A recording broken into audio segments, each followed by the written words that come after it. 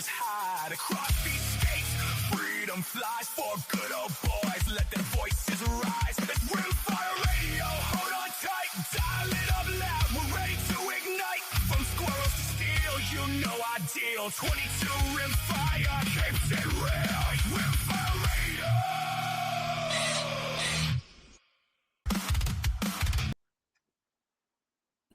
All right, everybody. It looks like we're live. Welcome to Rimfire Radio, episode 18.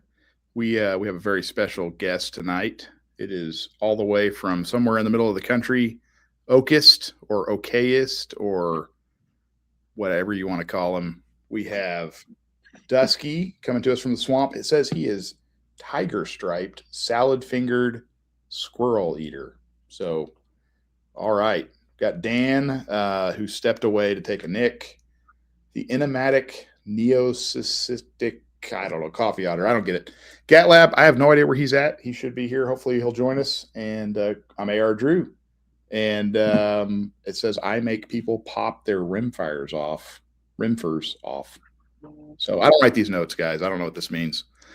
Well, first off, welcome to Okist. How's it going? All right, man. Glad to be here. Yeah, thanks for joining us. For those that don't know Okist, he is a legend in the FRN. We like shooting, rim job radio, just the whole universe. And he was gracious enough to join us tonight and share some of his wisdom. And yeah, it should be fun. It was like Dan's here. Is Dan gonna say hi? Hello. I've been here the whole time. You just didn't know it. That's true. I got a text back from Gat-Lab said, "Uh-oh." So it's apparent he knows what time it is. So I'm sure he'll hop in at some point. I was crinkling a chip bag and pouring it into my face, and nobody wants to see or hear that. So that's where I was. I might do it again. We might like it. Well, I think it's kind of become a thing with our guests that we start off with asking a few questions. So, oh yeah, do it. For those that don't know Okist, I mean, you're mature. I'm trying to see how far I can go without piss you off. But can you remember your first rimfire? Yeah, it was Ruger 1022 I got for Christmas when I was 10. So, really? 1976. Yeah, I think they invented them that long ago. Yeah, I put it here as I brought props so I can. That's first one off the line. Yeah, it's serial number 1. It's in its original form. I've thought about that's the original trigger in it. Is that the original one there that you're talking about? Yep. Man, that's amazing. That's it. 50 years ago this Christmas. Right on. I guess it'll be, yeah. Yep. Oh, man. That's awesome. So did you, so cool. I guess the story behind it, I guess your parents got you that for Christmas. Did you actually specifically request a Ruger 1022 or were you just like, I want a gun, or do you remember? No, I wanted a 22 and it's, I guess my stepdad probably picked it out, but yeah, that's what I ended up with. I think he spent a lot of time with it too. It looks like you have both eyes, so I'm assuming you didn't shoot your eye out, kid. Yeah, I managed not to do that, and I managed not to deafen myself somehow. I don't know how as many guns as I shot over the years, and hearing protection back then was kind of like for pussies, I guess. I don't know. Nobody, yeah. And we hardly had it. If they had little bitty kids, people would put their hands over their ears or something. Hey man, I think my dad used to put cotton in our ears. My dad will pick up brass off the ground and put it in his ears. I've seen it acts like a funnel, so it probably increases the sound. I don't know if it was. Yeah, grab you some little cigarette butts off the ground. The fireman is still in. It's fine. Yeah, I don't know, man. We shot duck guns and everything else. I don't know. So. Yeah, I don't recall having any hearing protection when we went hunting when I was a kid. That's for sure. That was later in life when that became a, hey, you should probably wear that. And I'm not even that old, but I don't think. But, well, do you still shoot that gun? I mean, is it still a shooter? Yeah, sometimes. I mean, I don't hunt much other than just killing, depredation predators and stuff, nuisance animals. But I still need to get over there sometime and help you with that. And by help, I mean I just want to watch somebody do it and shoot something if I can. Looks like fun.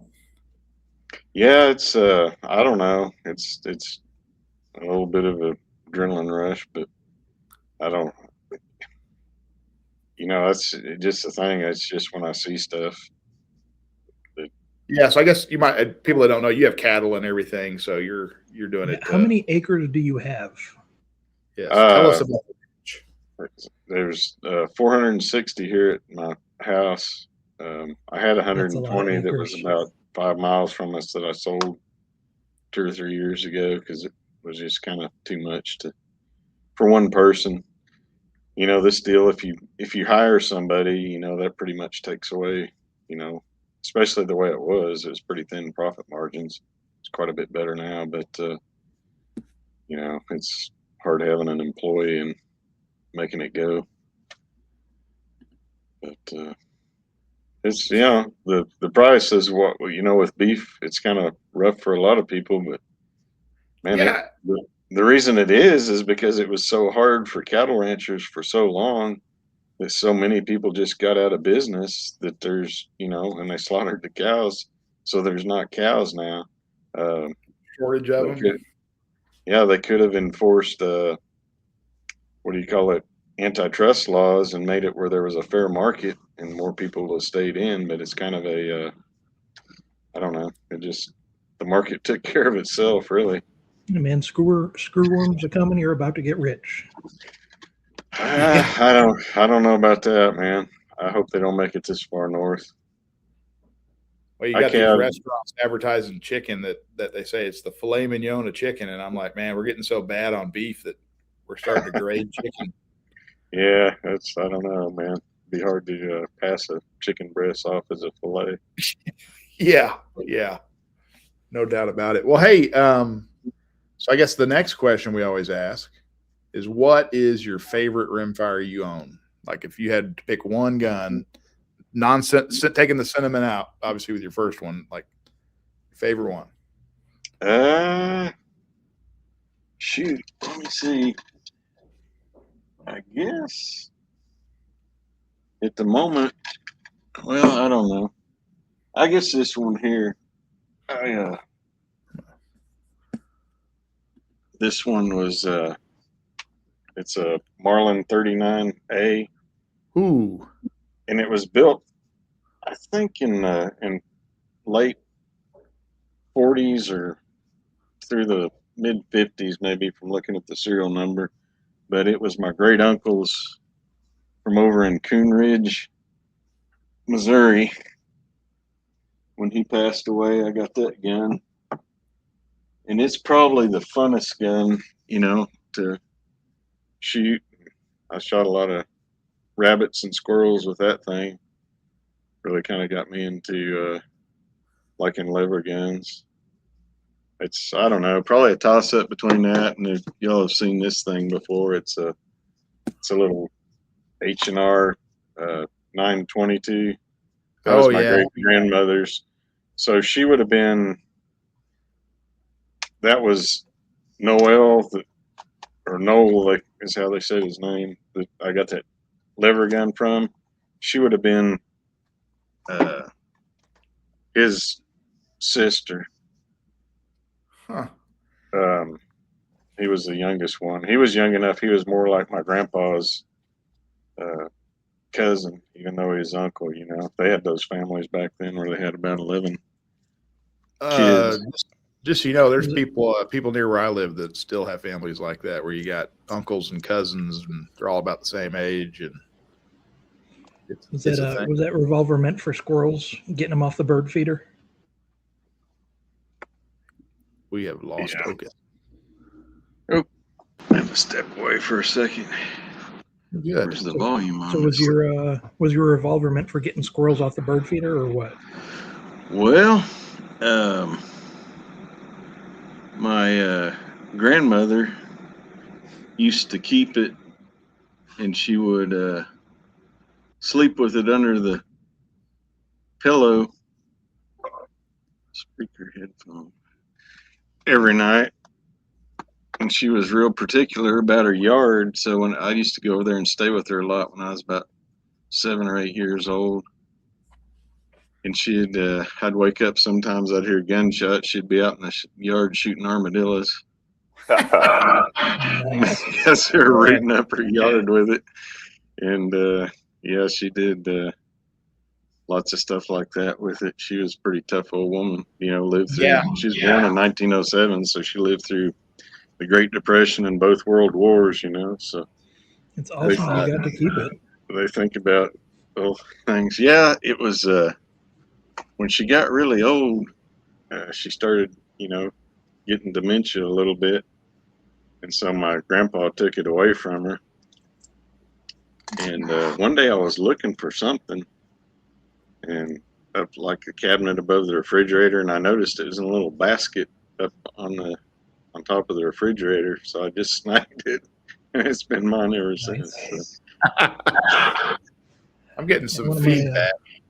Is anybody else getting friends' moms? She had a lot of influence over me at coming out of college, and she kind of discussed a lot of politics at me and smashed what U of M tried to jam into me, basically. And she had a little .22 revolver that she kept for squirrels on her bird feeders. And when she finally died, I tried to get that gun just because that was a discussion point. That squirrel or those squirrels, that feeder, that revolver. And I couldn't manage to get it from the FFL that was managing her estate. So I was pretty sad about that one. Yeah, and it probably wasn't worth anything to anybody other than you, really. I mean, monetarily. And there was no real attachment to it. It just she had some influence on me early on. Well, I want to say early on now that I'm getting near 50, but early 20s isn't really early on. I was a full adult that needed some setting straight, and she did it. That's awesome. Yeah, I remember my grandpa had a little tiny 22 revolver. It's probably some kind of imported junk. I mean, it wasn't anything valuable, and he'd carry it in his boot. He always had it shoved down in his boot everywhere we went. And when he passed away, I have no idea where it was at. We found all these other guns, but we never found that one. He may have shot somebody and dropped it somewhere. I don't know. Well, for the third question that we ask every guest is dream rimfire. If money was no object, if you had Elon Musk's credit card, like what would you get if there was any rimfire in the world that you could pick? What would you pick? Let's see. I don't know. Right now, one of those little Gatling guns seems like it would be pretty cool. Oh, from Tippmann? Yeah. That would be fun. Because I've got, like pistols. I got a couple of 22 pistols and a 17. That 457 is pretty dang cool. I mean, I guess that was close to nice. A dream rimfire gun, which that's awesome. But yeah, those little Gatling guns, and that'd be a Gatling gun you could actually afford to shoot too,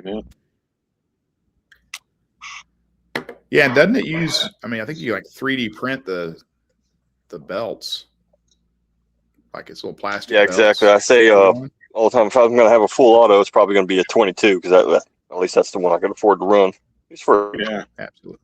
Well, and I think there may be somebody else that's making another one, because when we were at this spring Tulsa gun show, me and my son went over there, and there was one that this guy was some kind of like military defense guy, and he had one that maybe looked a little more hardcore, but they had like 9mm ones too, which 9mm wouldn't be too terrible. Tippmann makes a 9mm. I'm getting a lot of feedback, and I'm not sure where from. Here, is anybody else here? Is that okay? Yeah, it's coming through from you, I guess, because I'm not hearing it now. You there? All right. Well, so yeah, Tippmann makes one that takes Glock mags. That just you have an extended Glock mag hanging out the top of that Gatling gun. It's pretty sweet. Let's go into Rimfire Rundown. We can start with kind of what we saw on the Discord this week.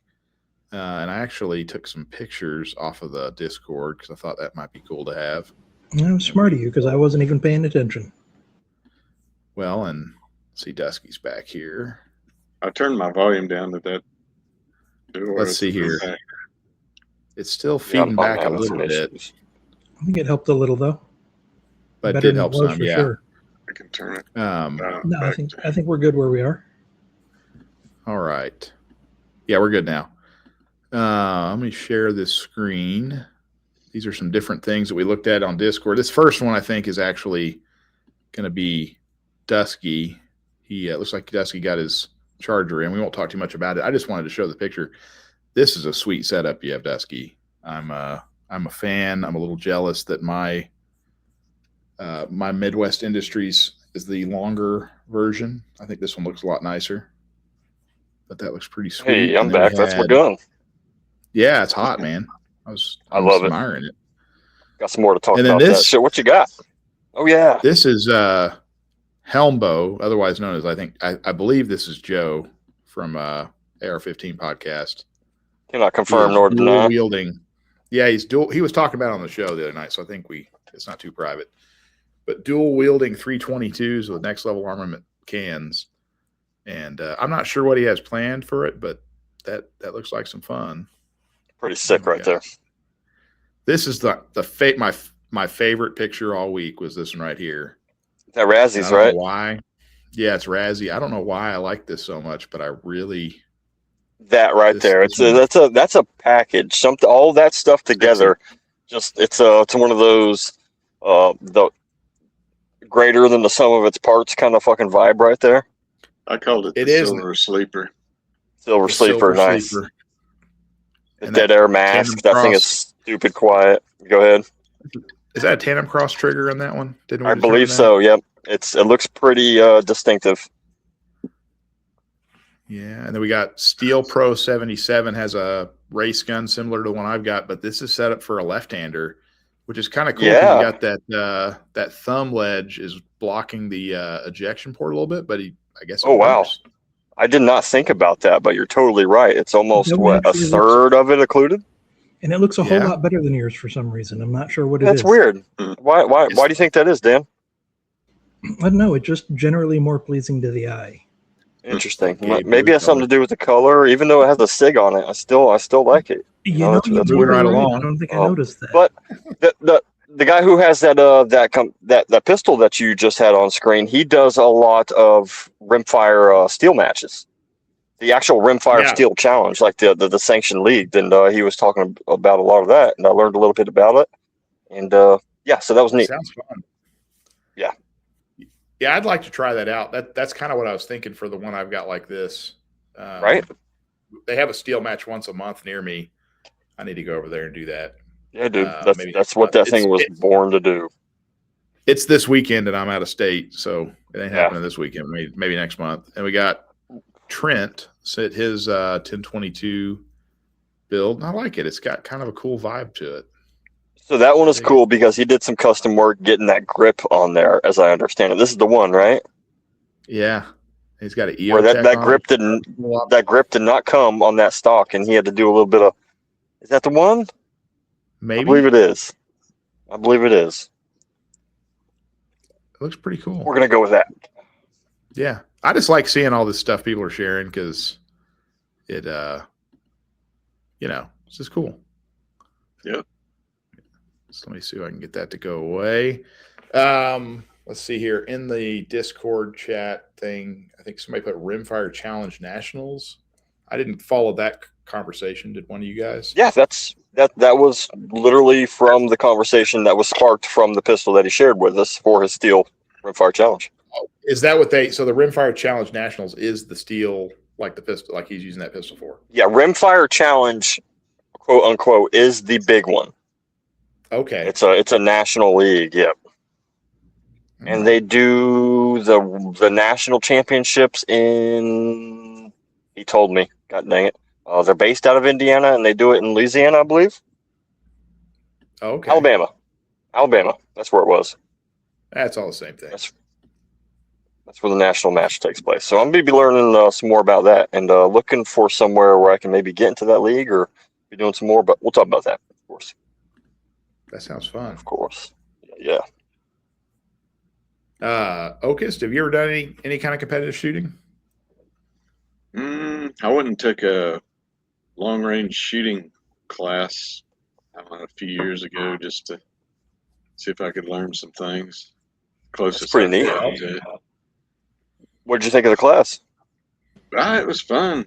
We How shot far out did you to shoot? 900 yards with Nice. my Ruger RPR. That's And, pretty Okay. it did really well. Did exactly what the little Hornady app said it would do. I mean, it How do you dialed say up that like again? Hornady. All right, that works. But it, Go with that. yeah, man, it was surprising. It's like, you know, and there wasn't much wind that day, which is really kind of disappointing because Right. the only difficult part about doing that is wind, really, as far as, you know, I mean, other than, you know, contrived obstacles that you try and overcome. But, You got gravity and the Coriolis effect and all of that, so you know yeah, there's more well, to it. out to 900, it was pretty spot on. What'd you call me, Dan? And then this is something, I forget who brought this one up, but somebody shared this. Is that Desert Eagleton? Oh, Desert Eagleton. Yeah, he always comes with some crazy shit. Usually does. FarrowTech FT-M Kit. I don't know. I like any gun that looks like Halo. Yes, It's exactly. like kind of like a staple gun, maybe, or something. It does.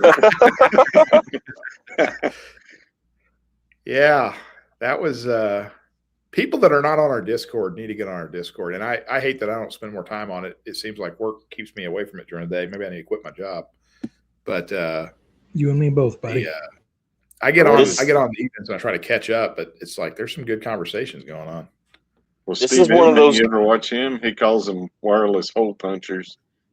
Yeah. Who does? Oh, who's Steve that? Inman, the guy that does the blow-by-blow calls on the, you know, the street fights and stuff. Nice. Oh, I yeah. like his videos. They're fun. This is one of those guns, you know, where they take something that looks like something else, and they Cerakote it to you know, there's a Milwaukee gun somewhere, and sometimes I have the mailbox. They need to Cerakote Arrow, you know, the hot glue gun, staple gun brand on the side, Arrow. I think I have 2 of those. Yeah, you know what I mean. Someone needs to do that job. I like it. So that's the staple gun. We're going to stick with that. Not only do I have 2 of those, the TCRT targets are so thick and sturdy that my regular staples won't go all the way through them. So, you know. Okay. So I just had to nail them in. Have you ever tried FarrowTech anything, Dan? I have not. I probably should, but I haven't. I only have so much money, man. Well, that's true. They have some cool stuff. They have like a MP7 kit for that KelTec little 22.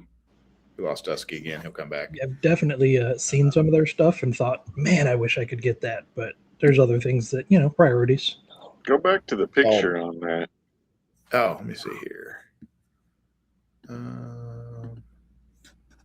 Make sure I still have it. I do. And the staple gun. See, it looks like they missed an opportunity to that handguard there. They could have incorporated that to be like brass knuckles, kind of. So you could use it to punch with if you needed to. I'm not. What's the deal? I don't get it. Deal anyway. But if you were going to do it, you could have weaponized that. Look at my screen. You'll understand why. Or whatever that is. Oh, let's see here, Dan. Oh, I got a picture of Halo or something. Absolutely, the Halo Magnum. Okay. Well, so it's goofy. It's sci-fi. Guys, I gotta ask you. Game. It's the right thing. Okay. Is that why this was made? Yes. Or does it just happen? Did they make it for a reason? It just happens to look like the Halo gun. That would be surprising if they accidentally made it look just like one. Okay, because is there some feat? Does this add something to it besides the look? Yeah, that's what. Not that I have a problem with it. I'm just asking. Is that? What more do you need? Hey, that works for me. Works for me. I don't want to sound They like have I'm some pretty complaining. I'm cool- just asking. Keep in mind that I did get the PS90 in short barrel so I can Stargate, and the CX4 in short barrel with the Angstad blast deflector so that I could LARP as Battlestar Galactica. So Yes, I'm we need a guy that. who really likes need the- these sort of things. We need the Ripley rails. We need the Halo pistols. Dude, I'm trying cool not with to all buy of it. that I'm just Ripley rail. asking. It's so I'm it's just so asking. expensive for that. But yeah, if you got the autism, you kind of get hung up on what's the purpose of that little thing there. And If that's the purpose, I'm totally okay with it. I'm just asking. I really like this kind of MP7 at home setup they have, though. These different parts that's you cool. can take I dig that. I don't know. I dig a lot of things. You do. It's okay. I'm a little bit like scatterbrained when it comes to guns. so is the gun a mag holder? Is they're calling the gun a mag holder, or what are we looking at? No, here? it's just that's got that mag holder on it. It's just they got a bunch of parts for this KelTec. I mean, I suppose you could call a gun a mag holder, and So they have like a lower hand grip. They make that stock, I think, in this chassis piece. And actually, it's right here. Stock and pistol brace adapters. I think it's on this one. Yeah, MP7. Here's what we're looking for. Conversion for the KelTec CP33. So you can kind of make it look like an MP7 a little bit. Gotcha. It's the MP7 we have It's at home. kind of beautiful because I do not want to spend $2,500 on a real MP7. No. Well, and then the ammo. Like this is... So the CP33 is the 22 long rifle. It's not the 22 mag, right? I Ooh, you got me on that one. I'm not sure. So I want to change my dream rimfire. Instead of that Gatling gun, I want like a minigun in 22 rimfire. That's what I was thinking when you said that at first. Like, yeah, just press a button, right? Does it exist? I don't know. It needs here's to. the Gatling. It should. No, It definitely should. I really want one. That would be cool, man. It definitely would. Let's see here. I will say. And would it be with an FRT? Could you make one I don't know, man. That's pretty hot. with Getting some bad decisions. I can smell it. because depending on if it does they have like 6 barrels. Well, if it's a crank, Legit one. Yeah, with a crank, it's not any kind of but if machine it's gun. electric, how does the what's the specifics on how It shoots automatically with 1D press. could you have an FRT and the electronic version of an FRT A forced reset button. Yeah, For I wonder if you could just put on for the electric button? Yeah, like a forced trigger reset with button. a linkage, Yeah. and it would kick it back for you and make it kind of work that way. That would be nice. Yep. Linkages would feel like crap, but as long as they work, they work. That's what I want. Huh. For no good reason. Not a FRT, it's a FRB. There's nothing, the fact that Forced you want reset it's a good button. reason. Yeah. All right. Well, let's roll on. I think we've talked about our Discord brethren a good amount here. Let's go to Dusky. You have a few things. You gonna leave Funkmaster Fat hanging? I mean, we could talk about it. Real quick. And actually, I think Okist was weighed in on this, but Funkmaster Fat, who I like his name, has a Ruger 7717 and 17 HMR. He was looking for a scope recommendation for shooting. Let's say he was shooting squirrels inside of 150 yards. And I think. Oh yeah, I he's had remember a bunch of recommendations. he was like searching Arkin, for that. Athlon, Vector. Nobody mentioned the Gideon, but I guess that's because nobody's tried it yet. I think once people try it, that might make the list for some folks. I think some of just those- hatched, didn't it? Some of Just those dropped. Gideons seem real competitive. The problem I was running into is like they weren't available. Like every one of them I found that I wanted, seemed like they were out of them. Out of Yeah, stock. those things get sold out. Yeah. Yeah, a lot of their stuff sells out really fast, and then they get a second set in, and it lasts a little bit longer. And I've heard Either Jordan get it talk about fast it's or hard learn to wait. So the owner of that company's name's Jordan, and he's talked about it and said that it's like you don't know. Like when you order, you order 1,000 of them or 500 of them or whatever. How many of these are going to sell? And then the one you think's going to sell, you got it sitting around, and then the one you don't think's going to sell, you're like, crap, I should have ordered 5 times that. It's the dilemma of every business, building a whole bunch of shit that nobody ends up wanting, That's how you go broke. Yeah. That's how I went broke. The other thing's a good problem to have, but you leave a lot of money on the table if it's not available. Right. Yeah, it's tricky. But I don't know where we ended that. I think there were several recommendations to Funkmaster Fat, but Arkin, Athlon, Vector. I've never tried Vector. I'd like to. I bought an Athlon. I like my Athlon. I'm not sure I even heard of Vector. Yeah, it's kind of not sure. Coming up. The biggest thing I'd think on a little gun like that is just trying to keep the weight down on it. A little squirrel gun, you're going to lug around in the woods, and be able to point quick and stuff. You don't want some gigantic scope that weighs 2 pounds on it. For sure.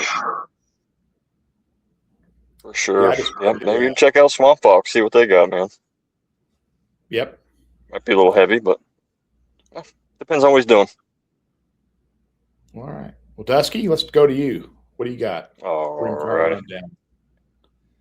Oh, it's been a bit of a slow week for me, but I'll talk about what I got going on here. Just working on my 22 platform projects, as I've written down here. Light springs for short barrels is my headline there. I ran the dog shit out of my new 1022 Charger, the old Midwest Industry guy. So I added that light spring. Did I talk about last episode when I took my freaking knife sharpener and took down the nubs on that recoil guide rod to get the light spring on? I think I did.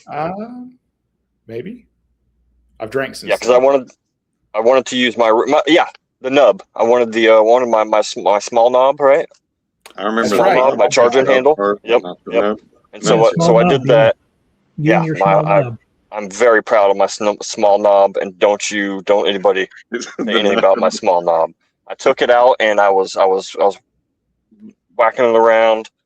I took the 22 out with the new spring in there with my little small knob, and I ran about 500 rounds through it, and it shot fan-fucking-tastic. That was definitely what it needed. So I got that Volquartsen reduced power recoil spring in there, and it fucking ran like a champ. It runs everything from the high velocity bulk packages to the quiet semi-autos. It actually run that very well. And so I ran 500-600 rounds, maybe 600, and I had 3 failures to feed, and they were each with a BX25 magazine. So that I pretty much just write off. I'm okay with that. If I had 3 jams and 500 rounds, that's going to be like 2 jams in a competition, and I get to throw 1 away each match. So if that's all that comes down to, if that's not a big deal, I can live with that. Keep tweaking those mags, and I can get those ratios up much higher. But I was very, very ecstatic to learn that that's what it needed. That did the trick, and it was running really well. Super excited about running that in my next Rimfire match.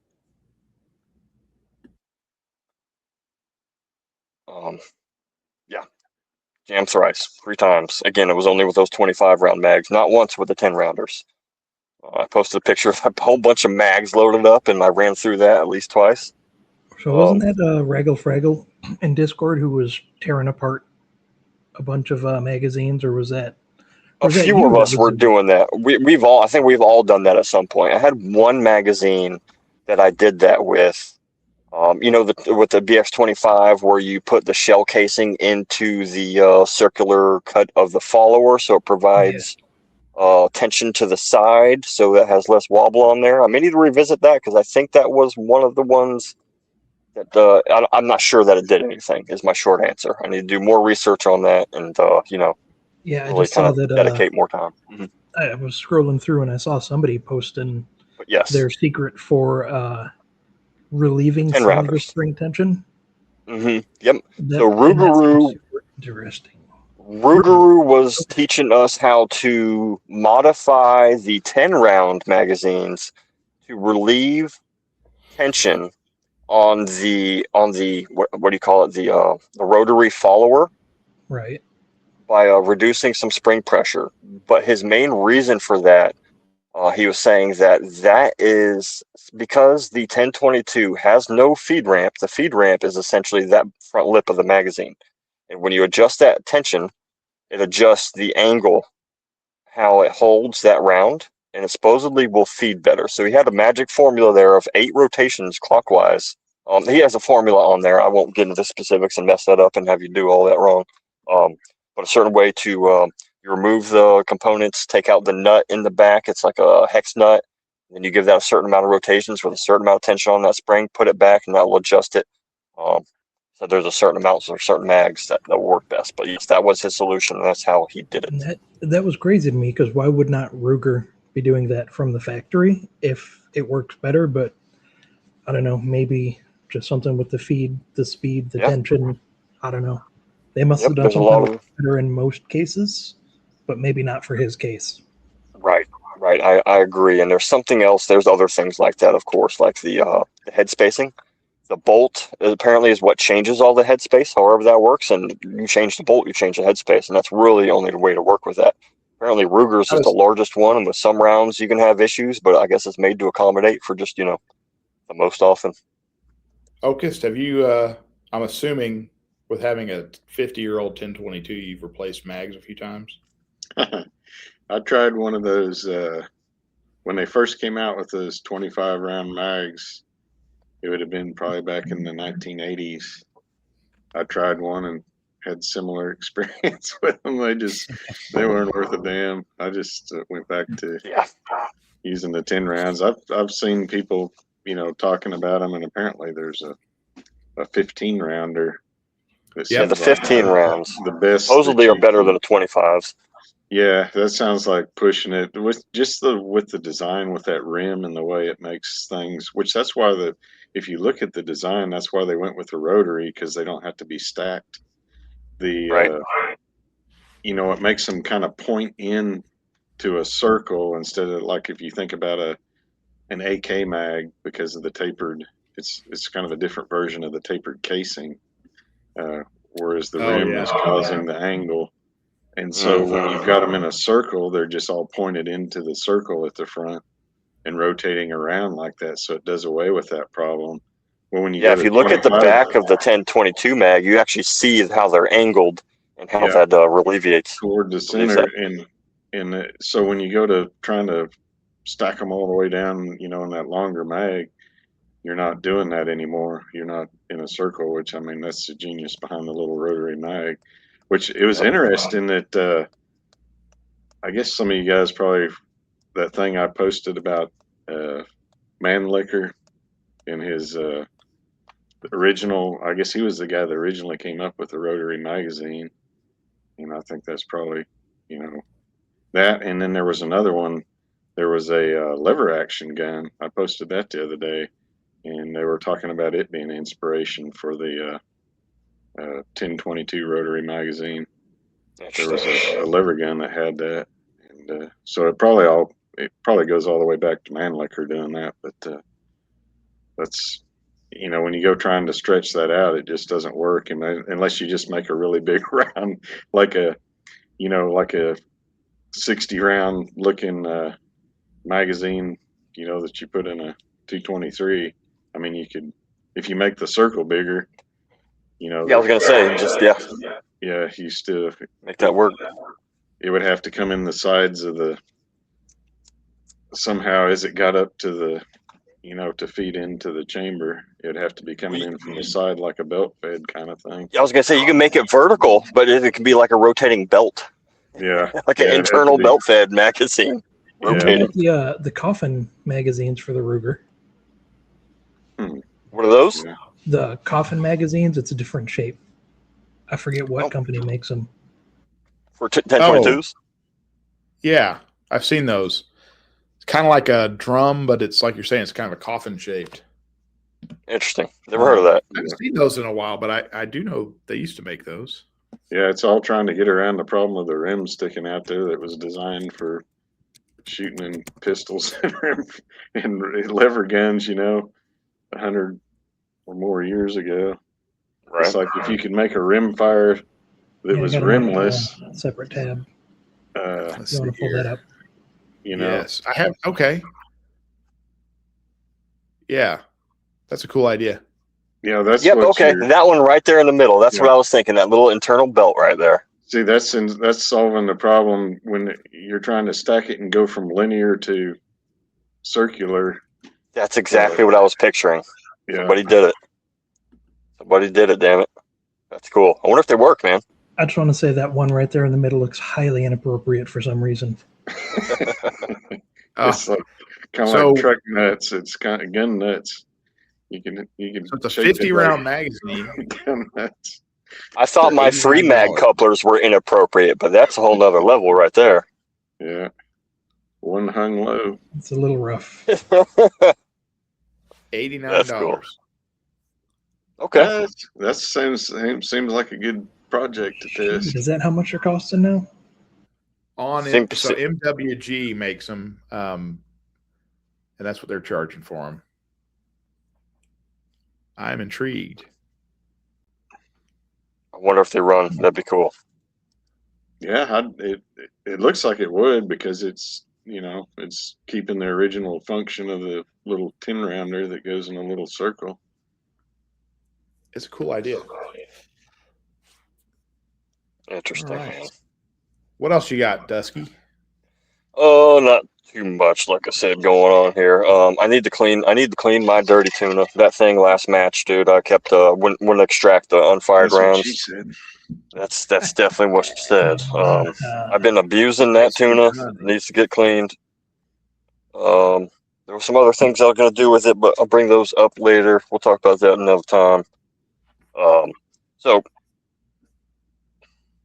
what I was thinking about, of course, 100 different things, try to put this together coherently, is because I want to do more competing, of course. I want to do more rimfire competing, and I also want to get a few more build projects. So what I want to do is get, like I've said before, it's something with a little bit, build something to get me into the little bit longer game with rimfire. I was thinking maybe an 18, 20-inch barrel sort of bolt action build with some glass on it. Maybe get into some NRL precision style work. I want to do some speed shoots. I want to do more speed runs. I want to do more. I need to still working on getting a TX22 for some pistol matches. But I want to do some longer range 22 stuff. Get something with some glass on it. Get a good bolt gun. I know there's a lot of good options to buy out there, especially nowadays. But I also love building things, so I'm a little bit torn on that. When the time is right and I get a little bit closer to getting ready to pull the trigger on something, I'll be talking a lot more about this. See what I put up there on get the closer screen, and I have a Dusky? better idea. Yes, and that was one of the ones that was brought up in the discussion that we were having, and what we could get those for like $500, and then later came up in the discussion is what I was going to get at here in just a second is a Tika for another $50. I can buy a freaking Tika. That's true. There's some cool stuff for these though. It uses 10-22 mags. There is, and that was one of the first ones that came to mind for me. Just because it's going to be ready to go. It's ugly. Affordable. It's ugly, but I never cared about that. I mean, look at me. It'll get by just fine. It doesn't mean I have to get just one. Yeah, and I wish I bought this instead of my Ruger American Rimfire. Okay. Yeah, I could see that. I'm going to say that the buy versus build discussion has a lot of sides to it, and I hate all of them. It does. Yes. Because, you can buy something that's going to work great. You can build something that may not work anywhere near as well, but costs twice as much. Or you might wind up having it, work way better for the same price. Anywhere in between. Yeah. Yeah, could literally go either way. That's why I'm just... Let me think this over. What I like about it is that it does kind of stretch out your time because with my poor financial decisions, I will buy something and be like, okay, cool, it worked. Now I got to buy something else. But, working on a project, building it out, getting a couple of parts at a time, you got something that's always going that you can look into and maybe not buy something right away because you're waiting on something else to come in. Yeah. And there's also two sides to that. I probably took about a year to build my first AR. Then after that, they got a little faster. But I'd have a if you short buy, barrel that I have parts, and I've been waiting to put them all together since 2019. I still don't Goodness, have man. the parts I want for the complete rifle. We've got other stuff going on, so it's not like it's the only one sitting there. Only project. Very true. I'm going to suspect that's that a little different. his vote would be that you get something with a schnabel. Schnabel, yeah. Okist like a schnabel, huh? Yeah. I never knew that word. Oh, of course he did. Know all kinds of cool shit, Okist man. got that. Which of the 457s did you get? Is it the Lux or the Premier? I can't remember all those things. The Royale or Royal. Royale. I don't know. Depends I on think if that you're sounds even better Royale than with Lux or European Premier. or not. Nice. The other side of you can buy something and start shooting, and then you could start upgrading that. You're going to be spending a little more, but at least if I buy this Tika in this stock or whatever, I could put a scope on it. I could start shooting. And I could put a chassis, or I could do this, I could do that, or with whatever gun. So it's another one of those things. And a bolt gun's not as many pieces as building a 1022. Because basically, you can just go buy a barreled action. Right. Some of those. That's what I'm thinking about. And like on that Ruger Precision deal, go watch. I think it was Rimfire SS did a comparison, like doing a Ruger Precision versus just going and buying one of the other ones, and he ended up putting a lot of money into that Ruger Precision.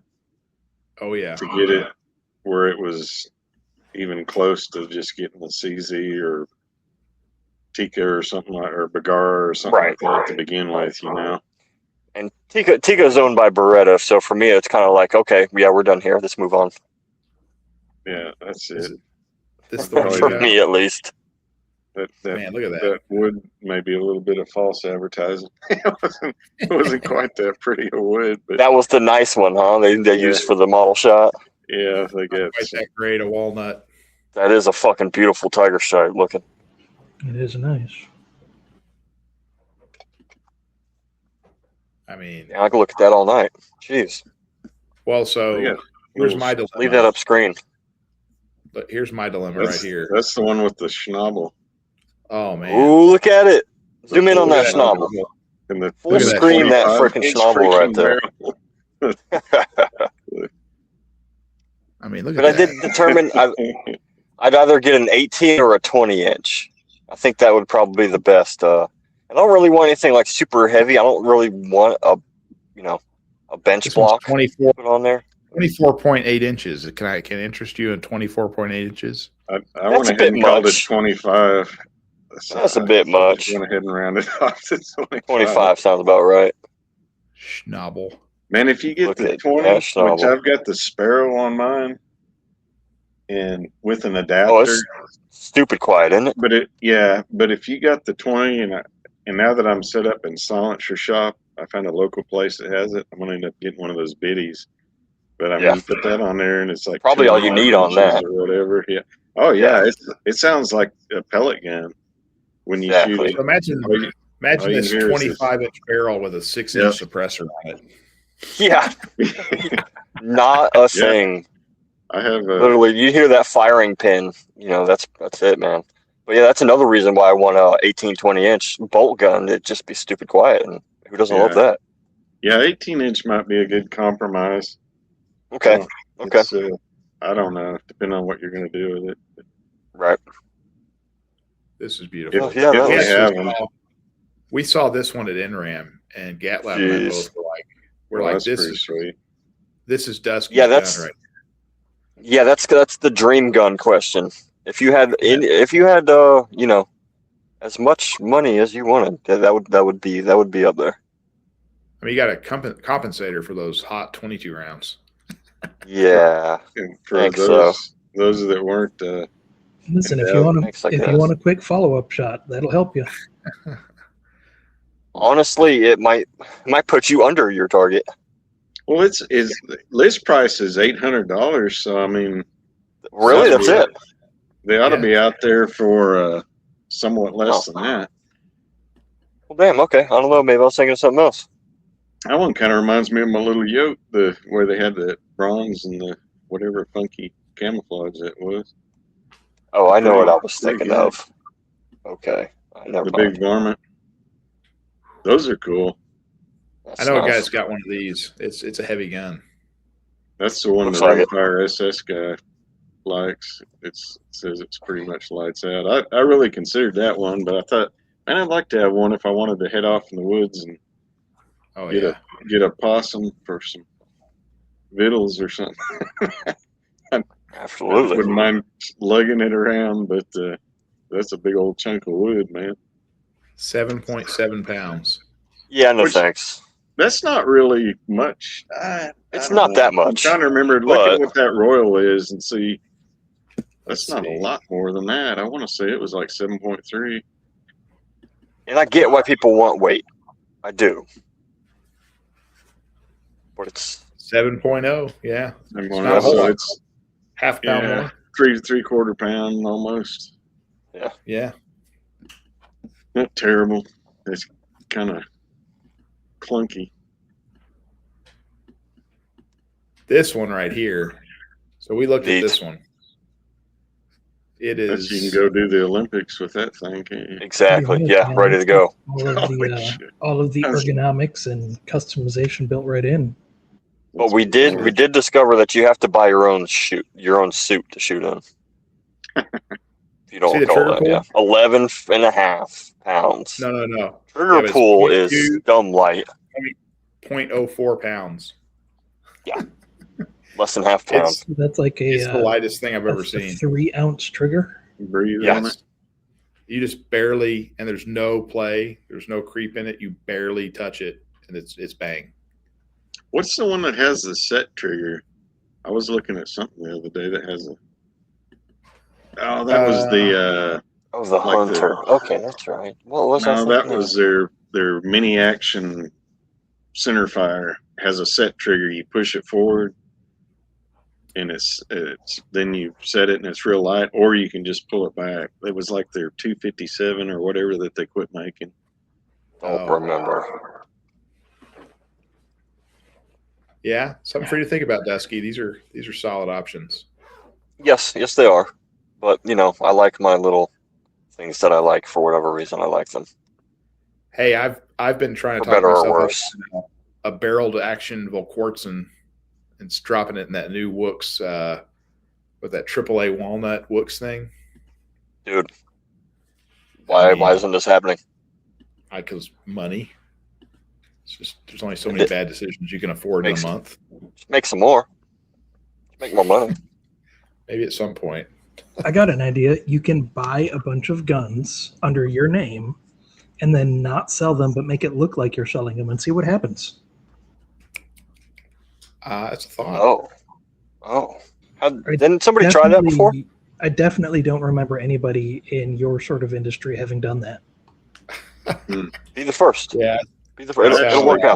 bought guns over the last 40 years and then started selling the ones that I found with cobwebs on them. That's how I financed my recent. Is that your endeavors. indicator? Yeah. It's Yeah, what's I ready mean- to sell.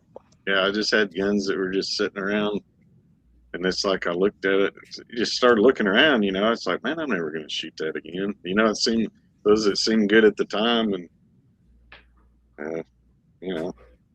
hell, I'm 60. If I wait to buy stuff, won't be able to use it if I hang around waiting a lot longer. So, I just need you to adopt me, and then maybe I can fight your son over them.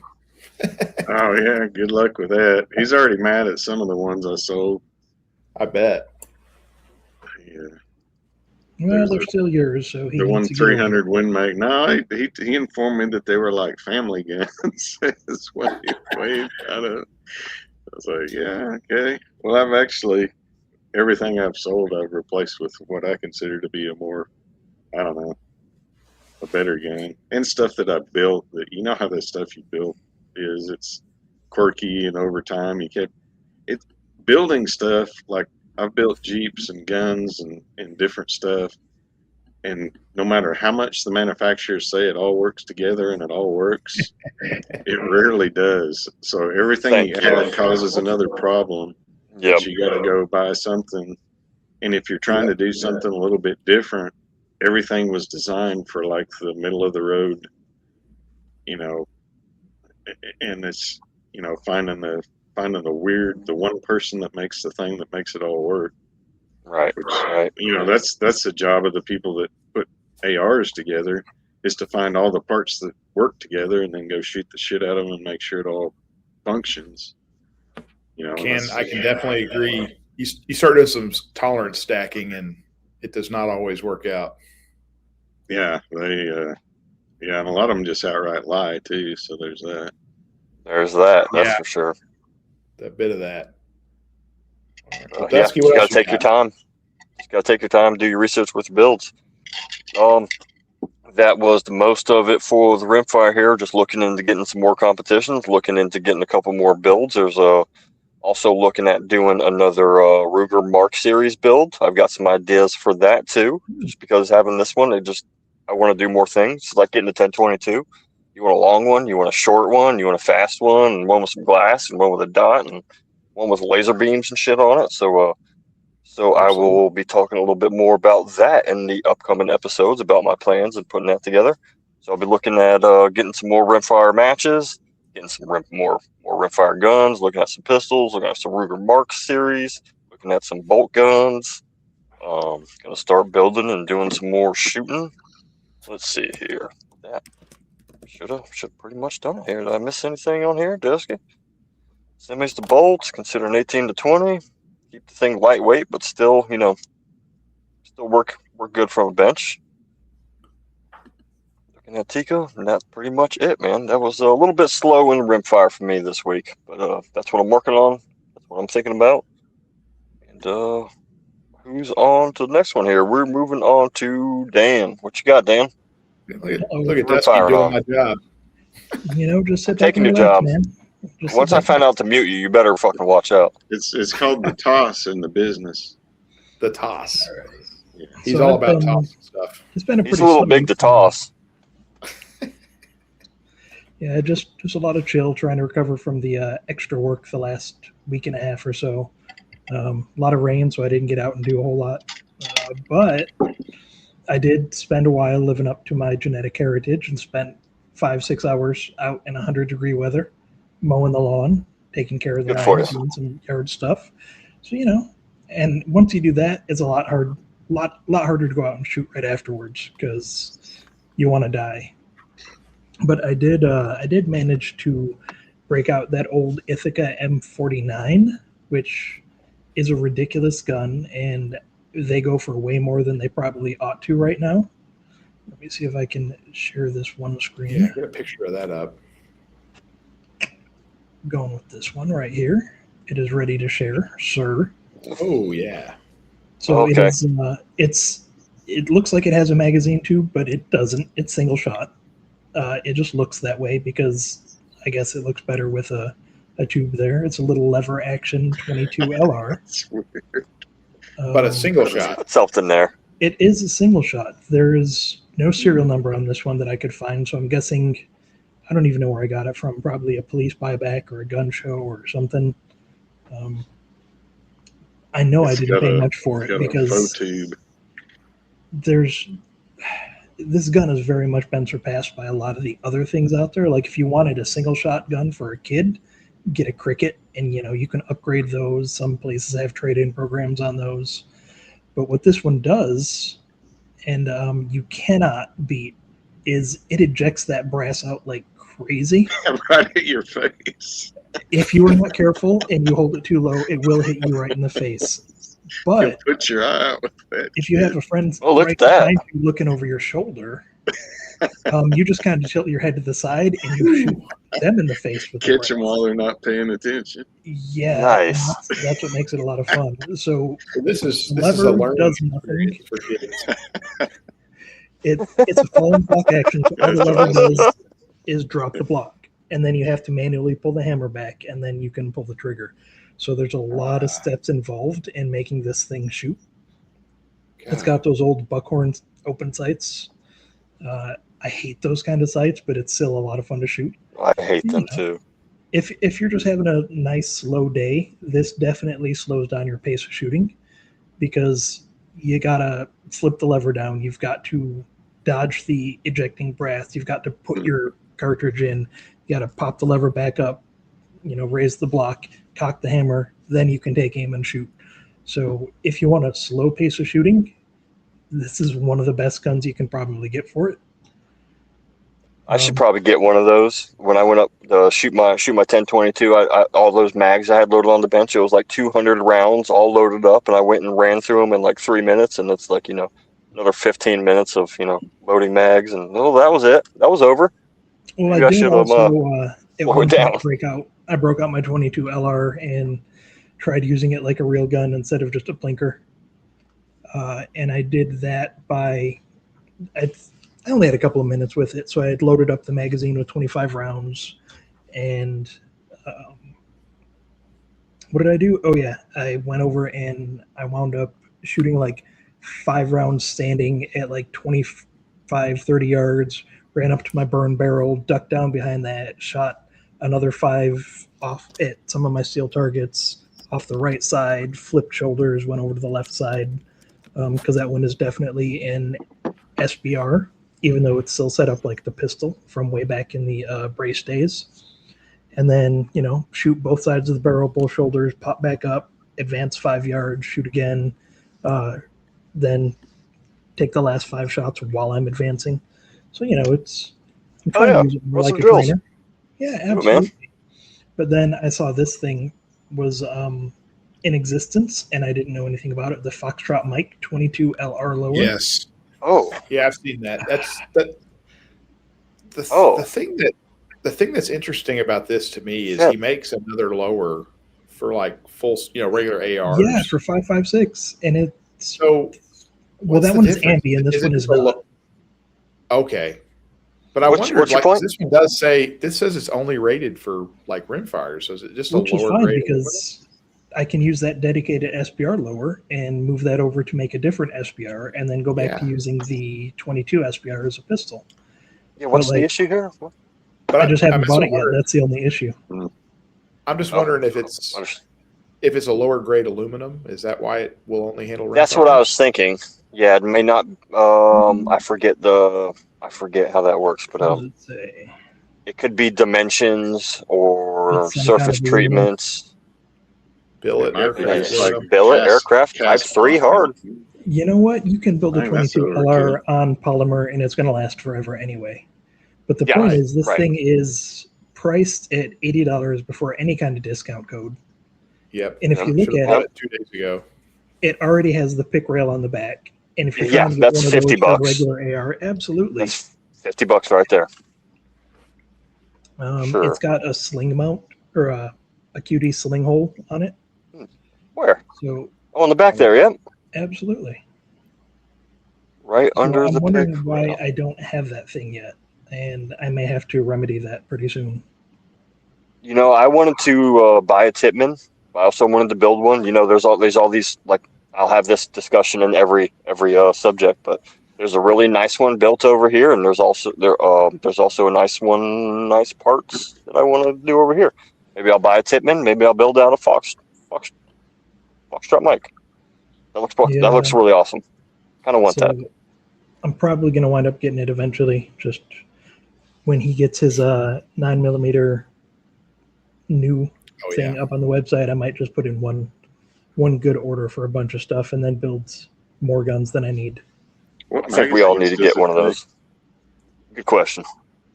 Well, that thing should we'll run into them somewhere.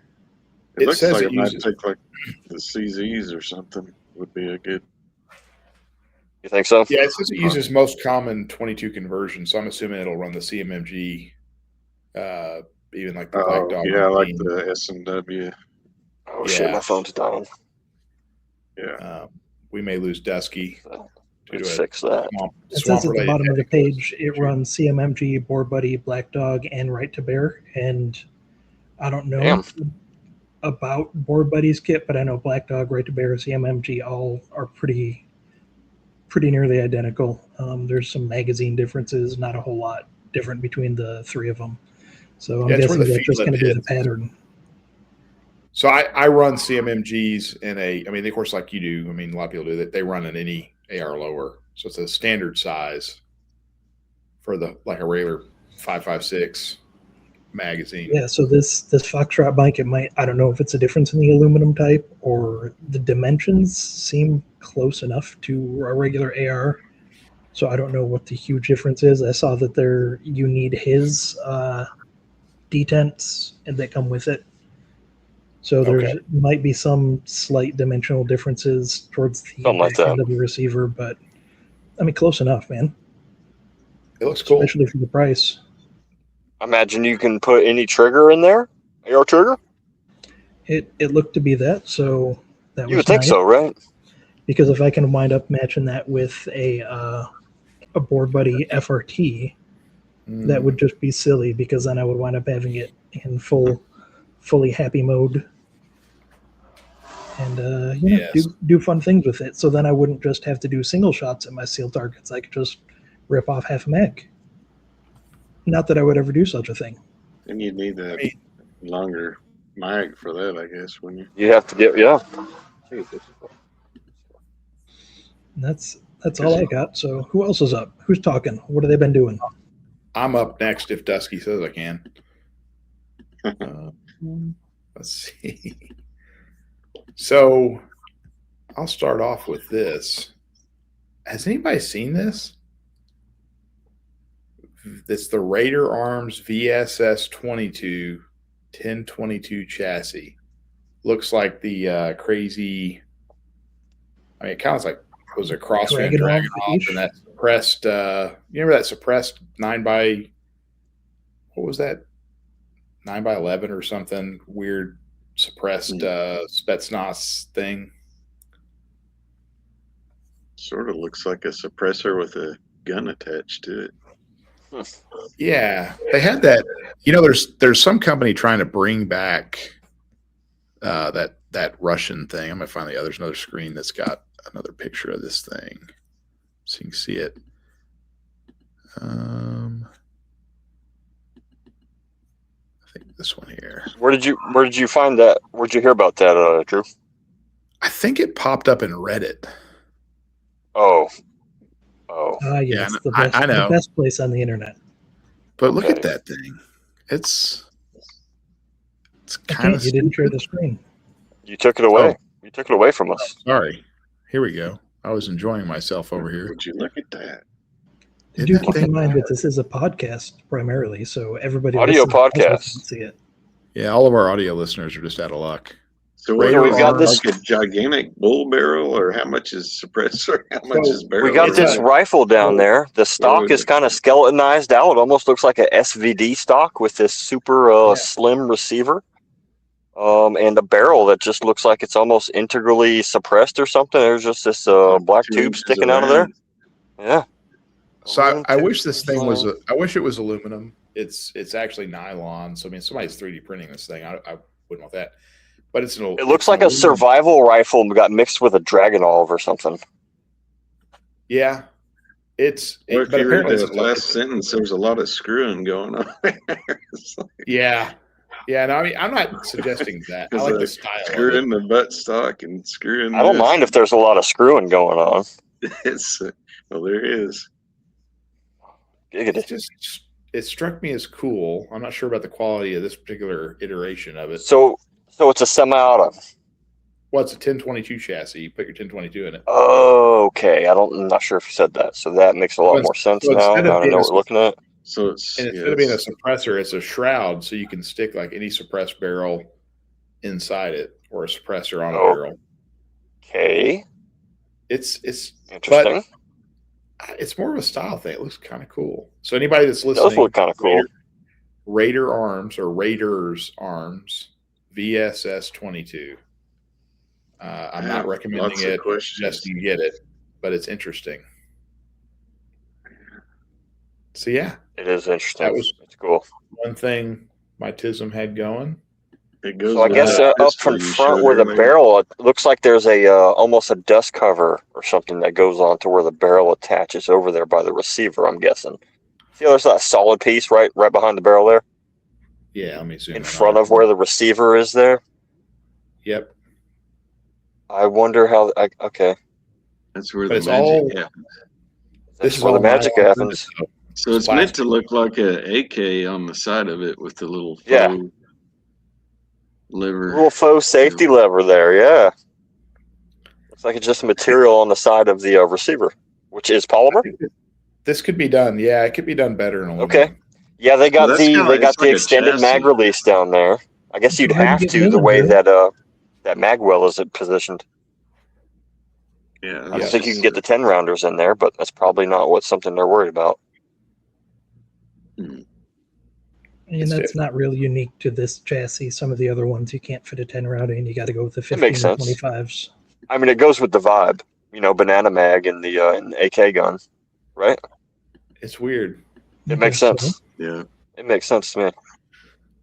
All right. Well, that's really all that. And I got the our good friends at Tandem Cross sent over all the parts for the Ruger Mk3. I've got everything in but the trigger, and I'm going to pull a Dusky and take that Mk3 apart when I get back to town, try to put that trigger in, and then I'm going to take it out and shoot it.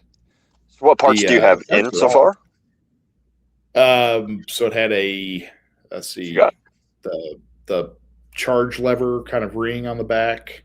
Has an optics mount to put so I have a Gideon Omega sent over a plate. Yes, I got a plate system. Little plate mount. Co-witness sights.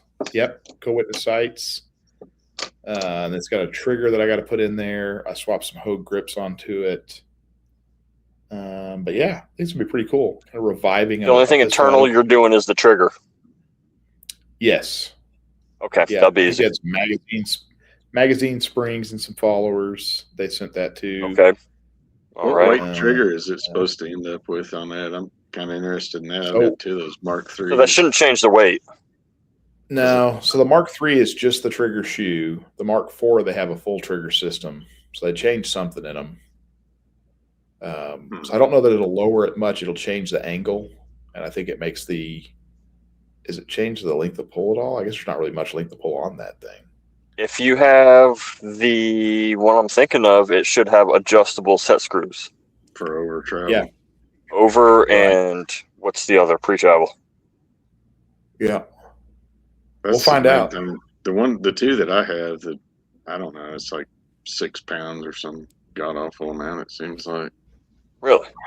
I don't think mine's nearly that much, but also I have the Target version. I believe that might have a slightly different steer and or spring.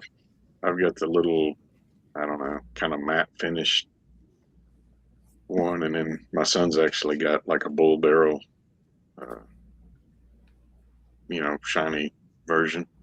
I don't know what they're called though. Do you notice the difference between the trigger in yours and his? They seem pretty close when I was kind of fiddling with them and thinking about replacing them.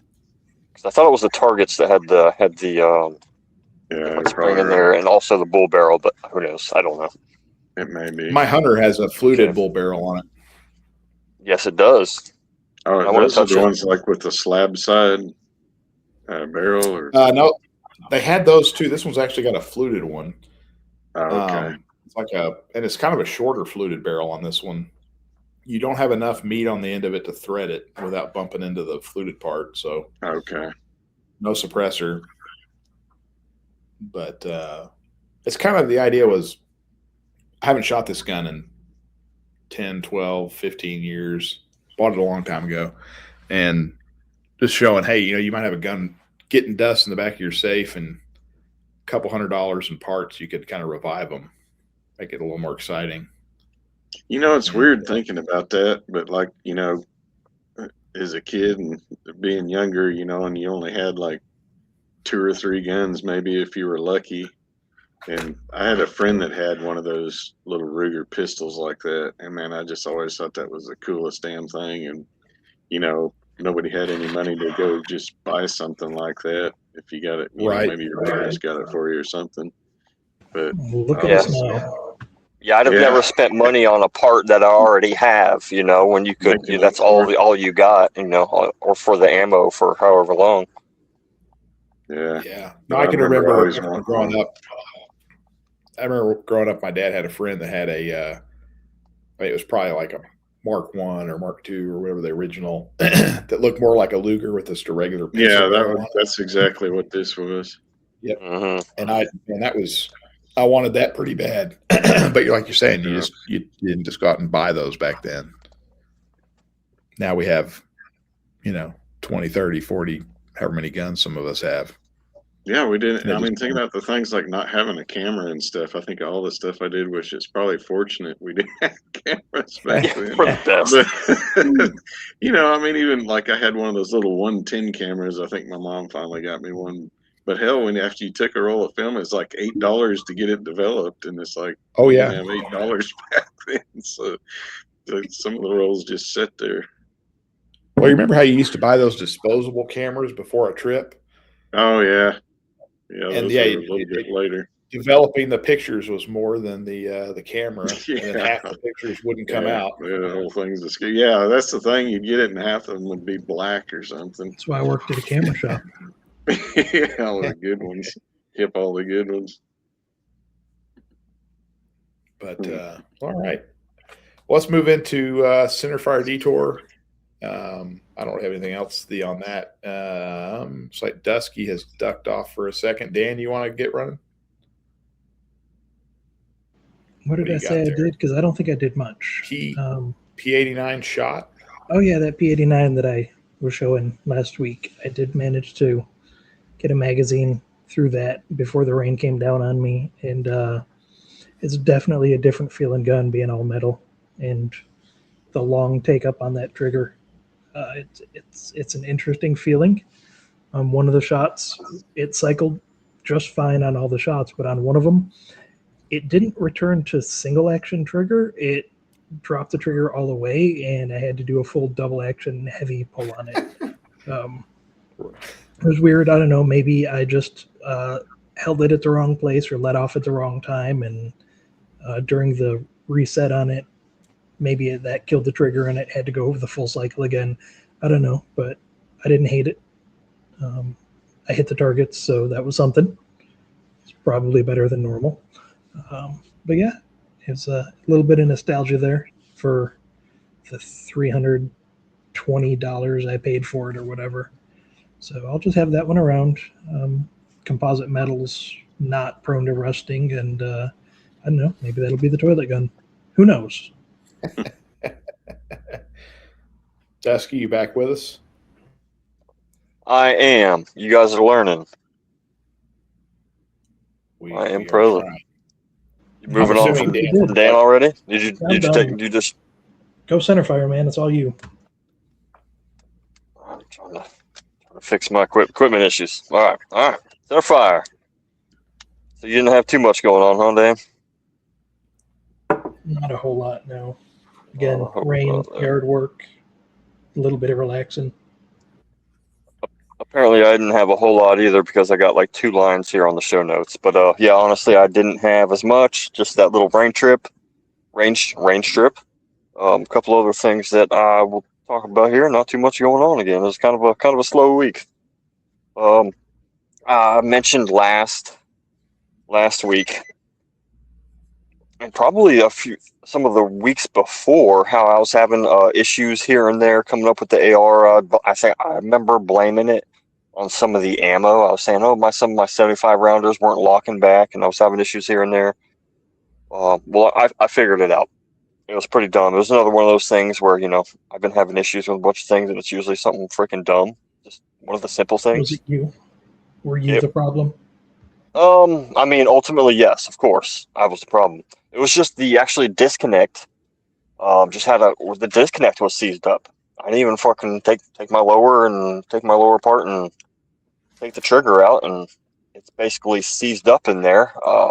Just figured it out by trying to run through the cycle manually and holding, because I would actually flip the safety up, and it would reset the trigger. So I'm okay, there's something else going on here with that, and took it apart and ran it manually with the upper off, and figured out how to reset the trigger, took that thing out there, got it all cleaned up. So it was me. It was definitely me.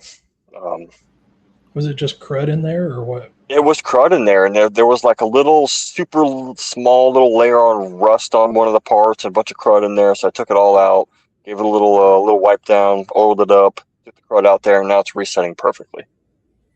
Yep, I blamed it on the ammo. I blamed some things on this, blamed some things on that, but as usual, it was just me being my silly self, neglecting things. But yep, that day I took the 1022 out and was shooting that. We took out the AR, that was the 13-inch Roscoe, took out a couple of 380s, took out the Sig Sauer 365. So that's what I carry, and I'm getting ready to make a move to actually replace that. I know I've been talking smack about that thing for freaking years.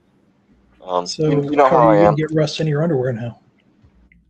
Oh, I'll just rust it with something else. I'm sure whatever I have will probably rust. It won't be near as bad as the Sig, but I'll figure a way.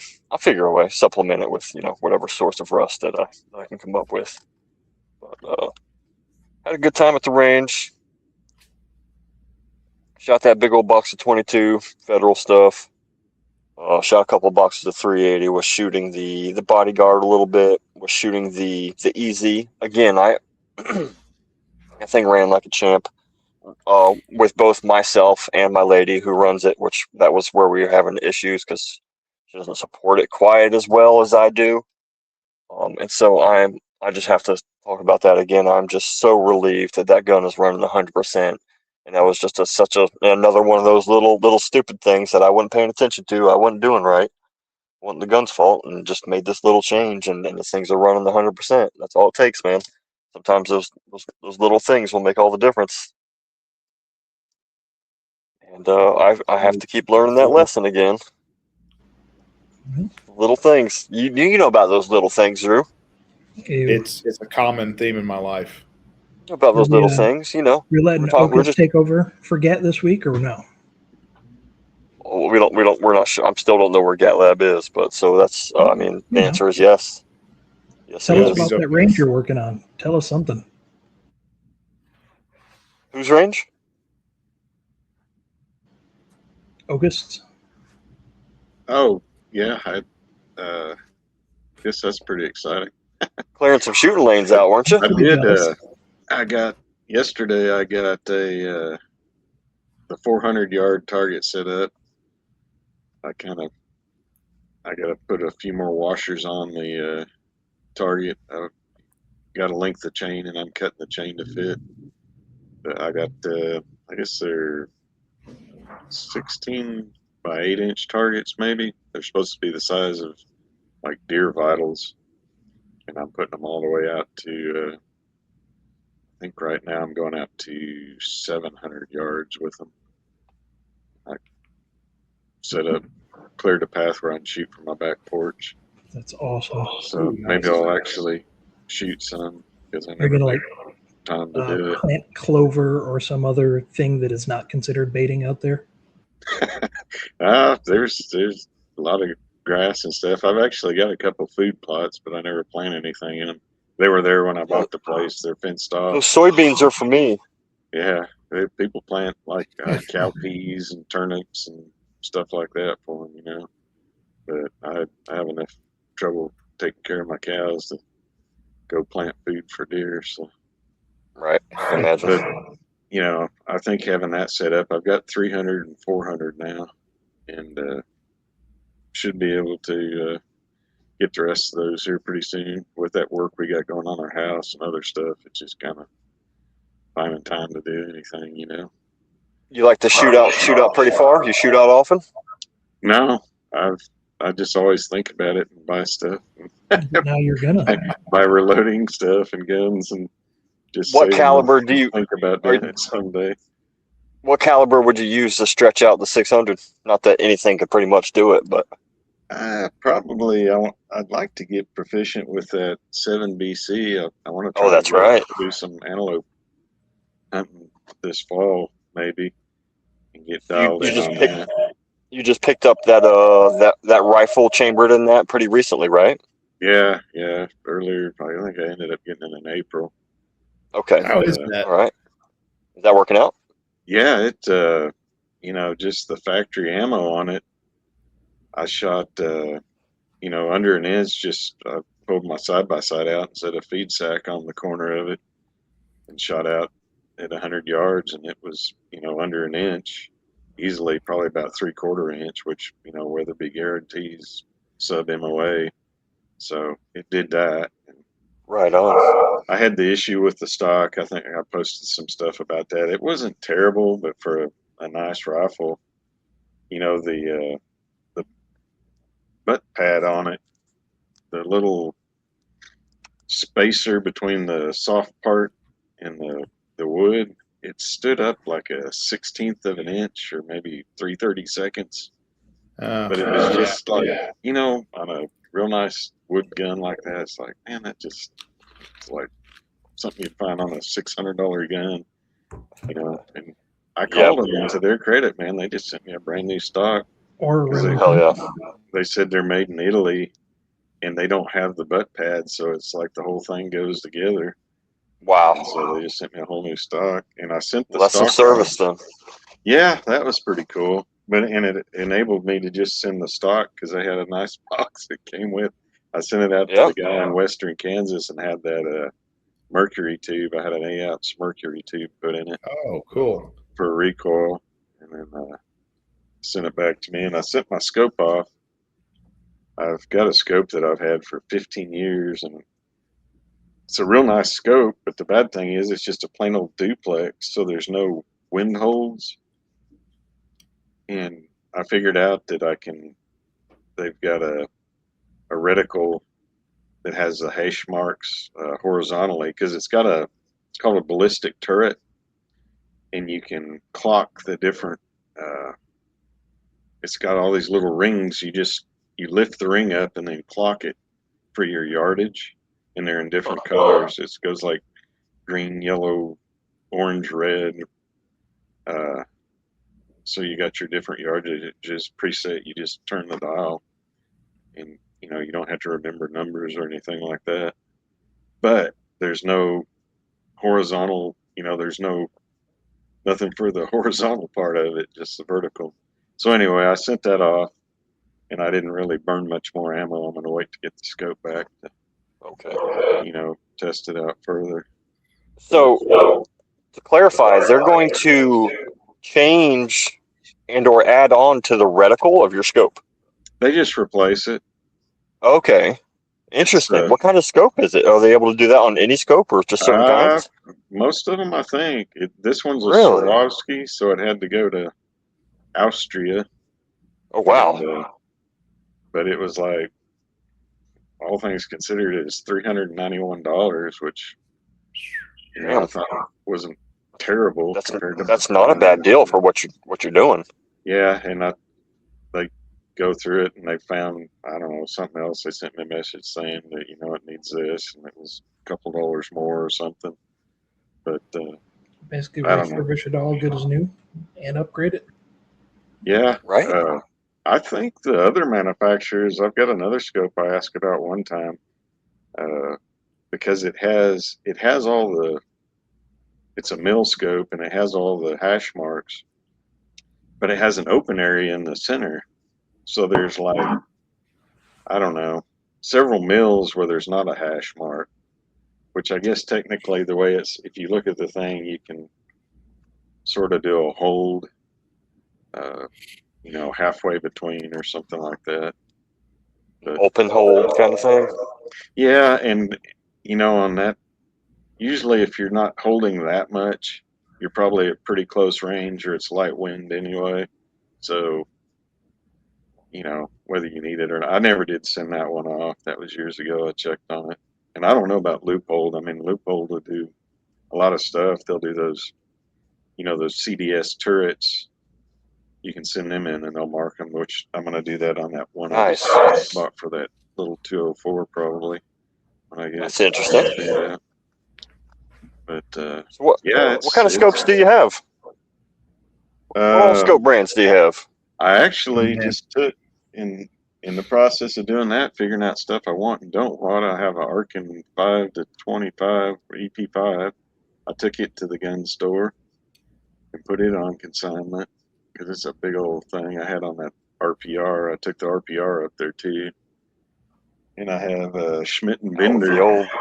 It's a 5 by 25. It's like a, how is it, PI2 or PC2 or something like that. Okay. But, I bought it on the RPR as a guy needing money. It was like what he wanted for it, like the scope was worth what he wanted for the gun and scope together. So didn't really need it either, but it was a deal. And I shot at some. It was fun, and that's when I took to that class. And man, you talk about, I mean, that thing, when you dial it, it goes exactly where it says it's going. When, even out, it was like first round hit at 911 yards, just going off of the Hornady. Horny what? Going off of the little, the thing on my cell phone. It's just like said, do this, and it's like bang, it's perfect. That is cool. But they track really well. I mean, I guess they're worth what they cost. I suppose the glass is nice. But good to know.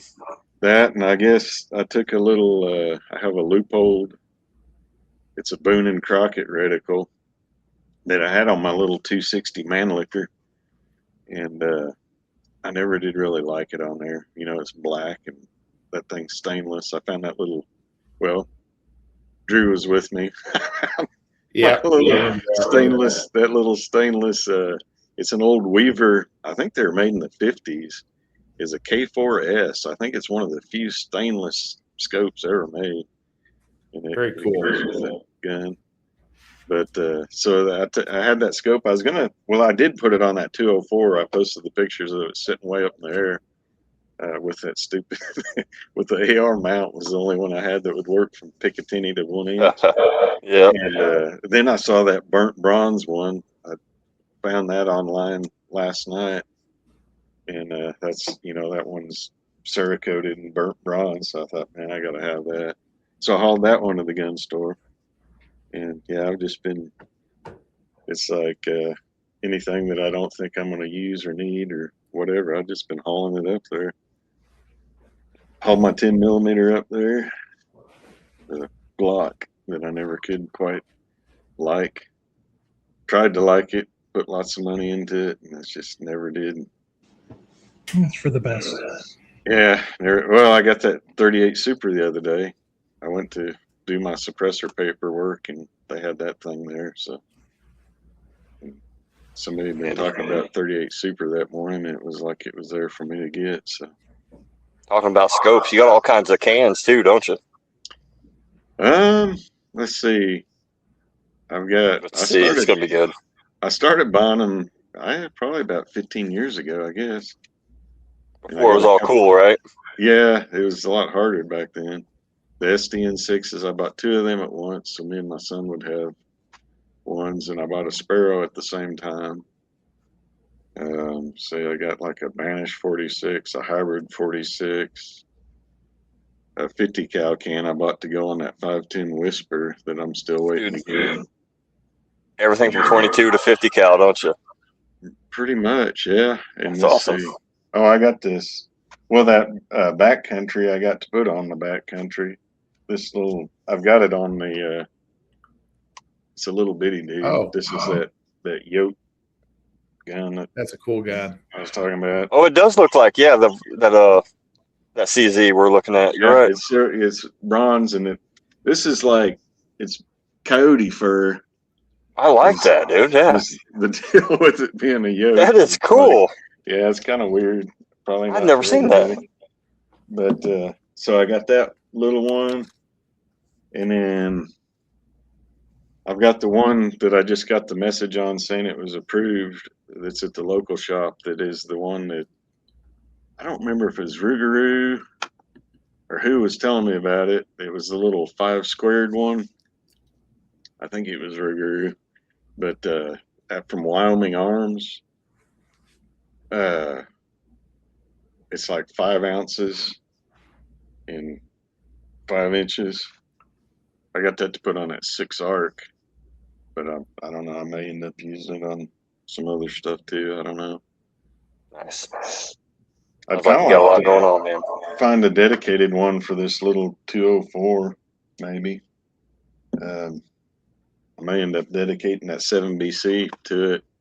it's pretty loud, even with that 204.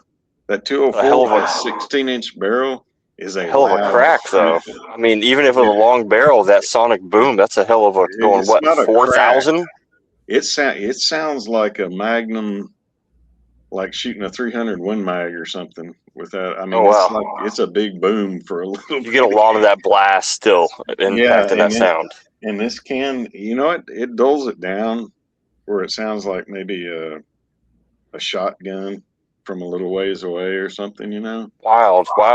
That But, boomy, huh? And I'm curious going to be on that 7BC. Yeah, the idea of it is to be really light for not messing you up trying to shoot, but still be hearing safe. And I shot it without hearing protection. I shot like a box of ammo through it, and it's like, you know, it's not terrible, but you're not going to carry out a clandestine operation with it or anything. Right. That's of course, not the point. Nice. That's what it's made to do. Sounds interesting, man. Sounds like a neat, cool. neat little project. I'd like to hear more. Hear more as you go. It's kind of a centerfire project. Well, it is, I guess. I figured out my neighbor that's been he's the partner of the local gun store where I've been, doing some stuff on consignment. He's actually helped me sell some of the stuff. But he lives like 4 miles away from me, and he's got a little custom gun shop where he does 45s. He does 1911 tuning and stuff like that, and he's really into muzzle loaders. And I was asking him about, I've got it's a TC Encore, like it's blued with wood, barrel, real pretty gun. And it just been sitting over the years, and I don't know if you all dealt with those much, but it's like, seems like no matter what you do with them, they still try to grow rust on them because of that corrosive. They're dirty. Yeah, and I guess it turns out part of the dirt is the shotgun primer, the 209 shotgun primer you use them. He was telling me about how nasty just that shotgun primer is. But he modifies them. You drill out that breech and you put a different setup in there where you just use a rifle primer that's a lot cleaner, and like Reloader number 7 smokeless powder that you just pour in instead of using pellets. And he said he got like 1 3/4 inch pattern out at like 300 yards with one, Oh, wow. That's pretty good. So they have ones called fire sticks too. It's a little different design. But so I took that, and I took that little Super 38 over there to try and get the trigger. It's got a real nice, that little Thesis thing's got a real nice trigger as far as feel, but it's like 5.5 pounds, right? Which is a little stout for being, I just want to fart around and shoot it at steel at distance. So having it being somewhat less than 5.5 pounds would be nice. So he said he's going to try and tune that down a little bit for me. Nice. You did more than any of us this last week, sounds like. I try to stay busy with it, but it occupies my mind. I don't know. I did stuff for so many years, kind of tinkering with equipment and stuff that I don't know, just being out on the farm with cows, I kind of need something to occupy my mind, it seems like. Nothing wrong with that. Seems like it works for you. Yeah. Well, I'll go quick. We're running up on time, I think. I did have somebody text me just a minute ago an order from the United States District Court, Eastern District of Arkansas. So anybody that's been following the Brian Malinowski case, they posted an order today. The court filed an order. Basically, the long and short of it is ATF was trying to get the lawsuit that the widow filed against him for murdering her husband in his house dismissed. The court found against the ATF on 8 out of 9 claims, and it looks like from the tone of it, it's not going to get better for the government. So good. Very, very encouraging results for the first shot out of there from the court. I'm sure we'll see lots of people post on that in the next day or two. It's just We'll ridiculous, be the whole following. situation. All of it. Yeah, so it's moving the right direction. It's a tough hill to climb to get over sovereign immunity against the federal government. What I can say is the attorney representing the widow is a former U.S. attorney. I've met him a few times. Super sharp guy, knows what he's doing, and it looks like he took him to the woodshed on the first round. So we'll see what happens. Wow. Other than that, that's good news. Other than that, I had my Outlier cans showed up. I haven't had a chance to shoot them. They showed up right before I left town. It took 113 days. So I want these to be good. I'll say that that took one apart. They look like they're built nice. The quality. What took 113 days from when I ordered them till they showed up? Okay. So it's supposed to be 8 to 12 weeks. And that's just order fulfillment, not even counting for a Form 4. Right. Yeah. Right. Form 4 was probably a couple days because it's to an FFL. Form 3. No, Form 4. Form 4 to a dealer? I don't remember. Anyways. It's a 3. It was a month longer than they were saying. They were saying 8 to 12 weeks. Took about 16 weeks. I want them to do well. They look really great, but they got to catch up. I think they've sold a bunch, which great, good news. That's all I'm going to talk about. I'm good. I think we probably move into parting shots, and I think we give Okist. What are your parting words of wisdom as the wise elder in this group to our listeners? I don't know. Just tell us a story. Tell us a story, Grandpa. Oh, he's going to make me pay for that. I don't know. I try to never stop learning about stuff and have a lot of time to listen to things. I guess try to listen to smart people and I don't know, just don't rule things out. A lot of times you see stuff, you think, oh, that doesn't apply to me. And it's interesting if you watch it or listen to it, you'll see little stuff in there that is applicable to you, or you can, put a twist on it, modify it where it is. It's like we were talking about that Gatling gun earlier, and then it evolved into being a mini gun instead of just a Gatling gun. And then we made it legally automatic. Yes, with the FRB. So, I like it. I don't know. Just that's never quit being curious about stuff, and I guess that's good. Would be my parting shot. Yeah, man. That's good wisdom. Good wisdom. Dusky, what do you got for us? Oh, same old stuff, man. Carry, train, hunt, compete, get out there, get some. And like Oka said, never stop learning. If there's something out there, maybe it's not for you, maybe it's not for you at this time, maybe it's not for you in this application. Find a use for it. There's some value in it. Take what you can from everything in life and keep on learning, keep on getting better, keep on doing things, man. Awesome. Thank y'all for listening. Thanks for being here. Okist, we really appreciate you.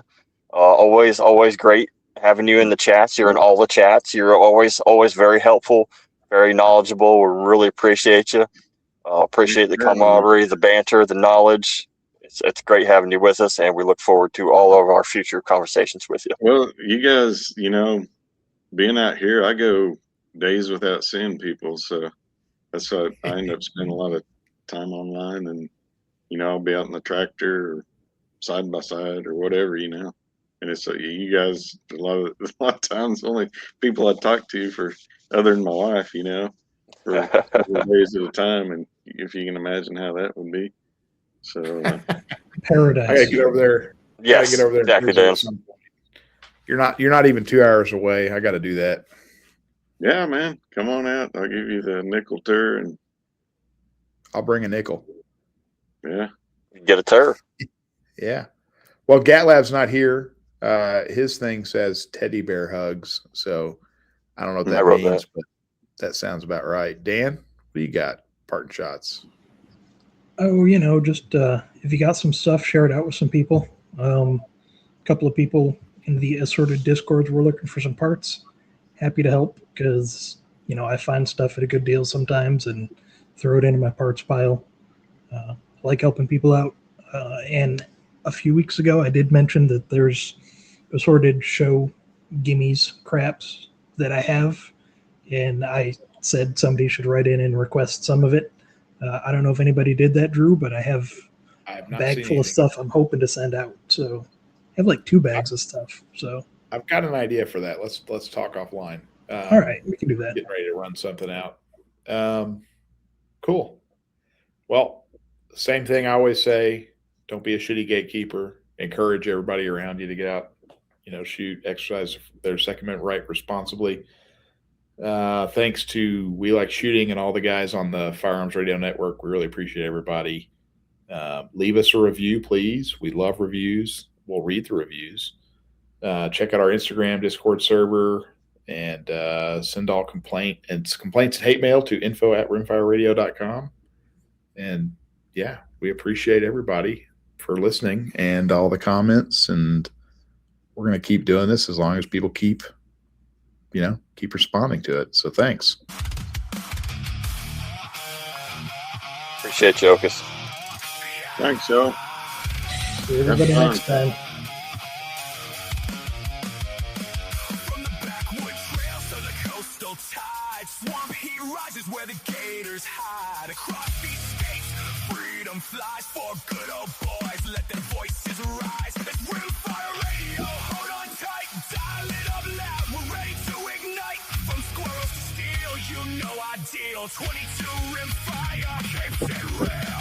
Rimfire.